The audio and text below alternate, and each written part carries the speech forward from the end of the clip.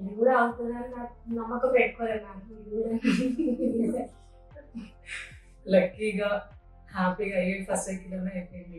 మీరు హ్యాపీ, నేను హ్యాపీ. ఎలా అనిపించింది ఇక్కడ ట్రీట్మెంట్ చాలా బాగుంది.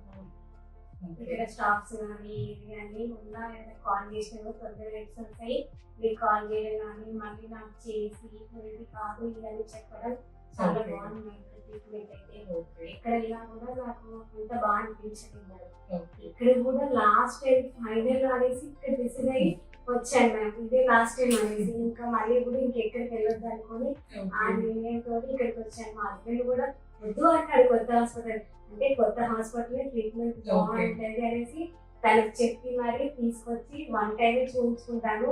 మళ్ళీ మీరు చెప్పిన ఇక్కడ తీసుకెళ్ళినా నేను రాను, ఇక నేను ఏ డిసిషన్ తీసుకోను అనేసి ఇక్కడికి వచ్చి చేయించుకున్నాను. 1 టైంలోనే పాజిటివ్ వచ్చేసింది. మన దగ్గర 4 months బ్యాక్ వచ్చింది. 4 months బ్యాక్ కన్నా ముందు ప్రీవియస్ గా చాలా ఐవీ సైకిల్స్ ఫెయిల్ అయ్యి అండ్ 2 ఐవీ సైకిల్స్ బయట ఫెయిల్ అయిన తర్వాత మన దగ్గరికి వచ్చాక మనం ఎవాల్యుయేషన్ చేసి ఫస్ట్ సైకిల్ ఐవీ చేసాము. ఫస్ట్ సైకిల్ ఐవీలోనే కన్సీవ్ అయింది. ఇప్పుడు 3 months ప్రెగ్నెన్సీ. NT స్కాన్ అంతా నార్మల్.